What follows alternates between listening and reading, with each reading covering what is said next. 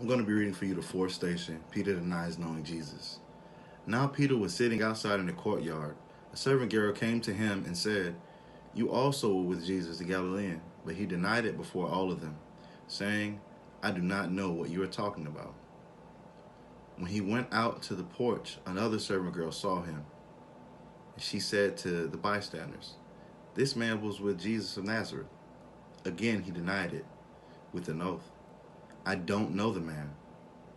After a little while, the bystanders came up and said to Peter, "Certainly, you are also one of them, for your accent betrays you." Then he began to curse, and he swore on oath, "I do not know the man." At that moment, the cock crowed. Then Peter remembered what Jesus had said, "Before the cock crows, you will deny me 3 times." And he went out and wept bitterly.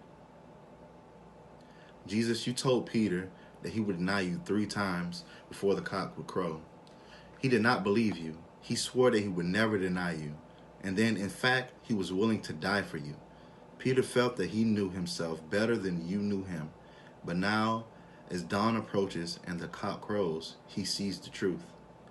"Oh, Jesus, we set out to follow you, but then quickly turn, going on our own way. We are afraid to acknowledge you in front of others, but you speak to us in the midst of our denial. We love you, Jesus. Keep us faithful to you." I'm also going to be reading for you the fifth station. Jesus is condemned by Pilate. Pilate then called together the chief priests, the leaders, and the people, and said to them, "You brought me this man as one who was perverting the people, and here I have examined him in your presence, and have not found this man guilty of any of your charges against him. Neither has Herod, for he has sent him back to us. Indeed, he has done nothing to deserve death." But they keep urgently demanding with loud shouts that he should be crucified, and their voices prevailed. So Pilate gave his verdict that their demand should be granted. "Jesus, Pilate perceives your innocence, but the crowd insists of your guilt." Hearing their persistent shouts, Pilate set aside the judgment of his conscience, and the decision is made. He hands you over to be crucified.